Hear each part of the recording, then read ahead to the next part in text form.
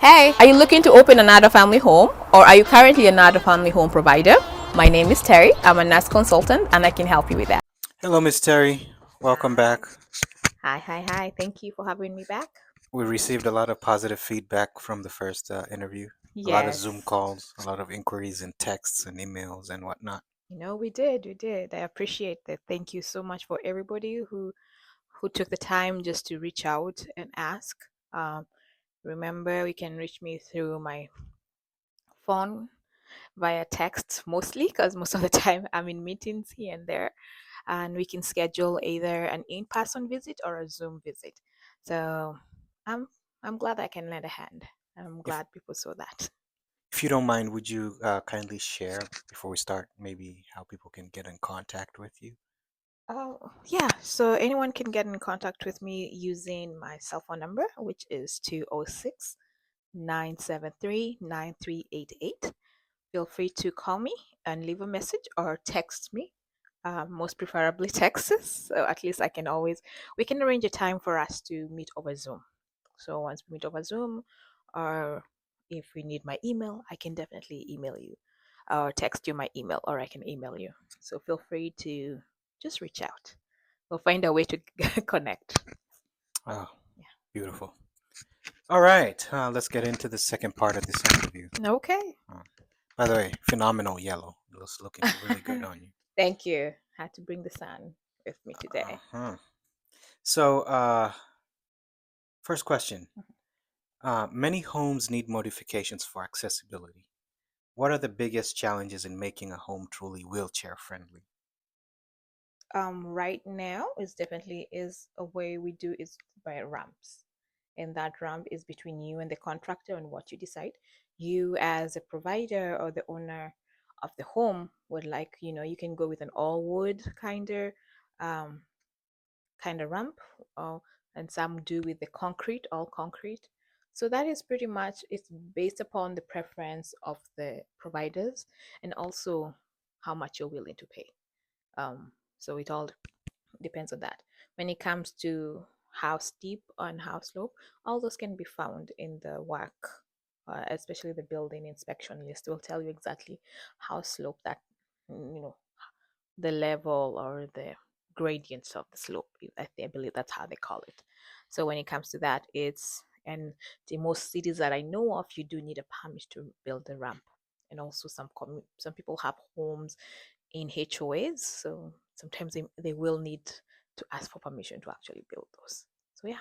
And just to say that anyone that has no just has the idea of owning an adult family home one day, you don't need to know all this information at once. This is something that you gradually know. Yes, that's true. And like you was mentioned, like every city and every county has different rules, so that must be factored in. Hmm. Yes. Okay, Yep. phenomenal. So number two, Hmm. how do you help homeowners avoid hiring the wrong contractors for accessibility modifications? All I ever tell my clients is to always make sure before you hire a contractor, see their work. See, go physically and see, oh, he built like my ramp. So if he built my ramp, I want to see how he built it. And it's good for other homeowners who are open and say, hey, this was a hurdle of dealing with this contractor, or this was a hurdle of dealing with this contractor. So it's always very important to actually see the work another contractor has done. Interesting. Someone also once told me that if you want to pick a contractor, go to Home Depot in the morning. Nah, nah. So that's not great No, advice. no. I would say every good contractors will always have a portfolio of what they have done. And some others are very willing to have you even meet with the people that they have worked with. So that's always a plus for me. That's a very beautiful green flag for me. So if you find you can see somebody's work and how they did it, it's good to see because there's nothing that beats actually seeing the person do that.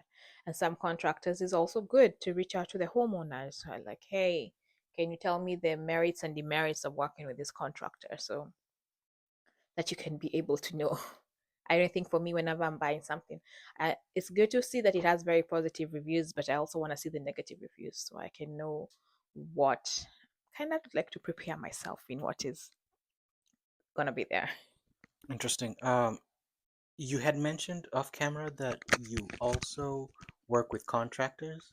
Yes, I do have a few contractors that I know of, and they are, I've seen hand, I have actually seen their work. So there are people like I can refer to you, or I refer my clients to. Remember, it's all when you're hiring, it's all to your preference because every contractor has a range of, price range. So it all also depends on what price range you are at and what you're willing to have, the amount of work. So I always say get one, two, or three contractors before you finally decide on someone and see how they do. So you are like a to-go stop for everything. I would like to take and say that yes.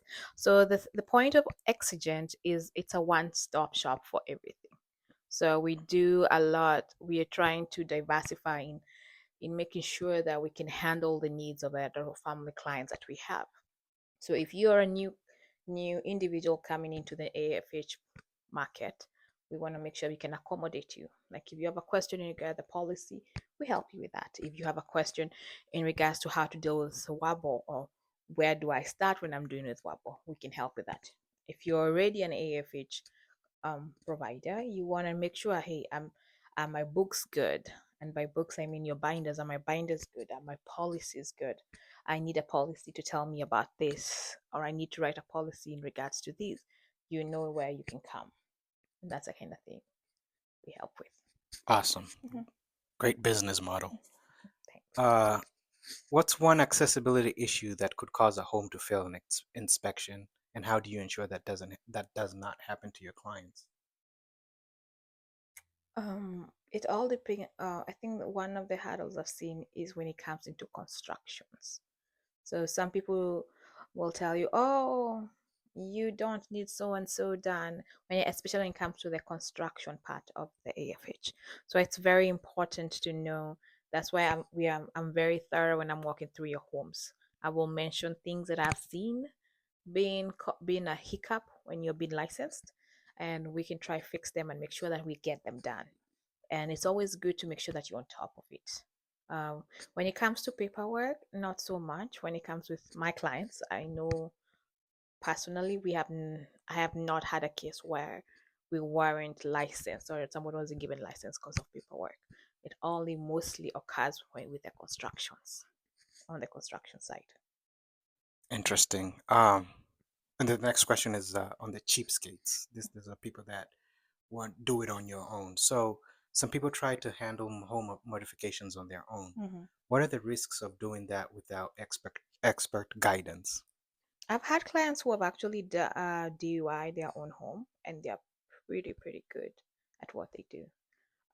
What I've noticed with that, sometimes they do take a little bit longer time for the homes to be remodeled. But please, make sure that you're following the regulations of your city because some things you will need to do in your home, you will require the city. It may seem like a small thing, but it's always good to make sure that you go on their website and find out, hey, do I need a permit to do what I'm doing right now? But I have seen people do a beautiful job themselves as a providers and also as a DIYers. So it's very impressive too. So if you have plumbing skills or carpentry skills, you could do it by yourself. But the main point is you have to go with what the city that you're in requires you to do Pretty much, to yes. avoid those costly fines and Hmm. the end. Remember the city when they're coming to review your permits or when they're coming to issue you permits. They will do maybe what's called a run, like a walk through. And if they are not able, this is the walkthrough is mostly for them to see what's happening. So there are things like when it comes into plumbing, they need to see the actual pipes and everything and actual flow of everything. So if you've already constructed all of these and you hadn't involved them, remember that's going to be another bill that you have to do because you may need to dig a hole through the wall or cut a hole through the wall.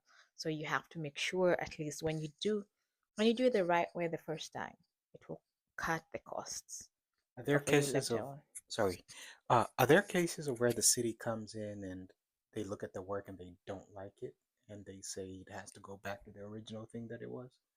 I haven't met such a case, but the city will always go through your site plans and proposed plans. Once they go through those, they will determine what they will tell you if you need to do any amendments or what they call corrections on them. So it's always very advisable to make sure that you actually have, if you're going to need the city's approval, make sure you've passed the proposals and them to looking at your proposal construction plans and the site plans before you move on. Interesting. Well, thank you for your time today. Thank you. And I think we covered much ground today, and you answered those questions according to how people would want to hear them. Thank you, thank you, thank All you. right. Thank you very much, and I'll see you next time. Then next time. Thank you. Bye.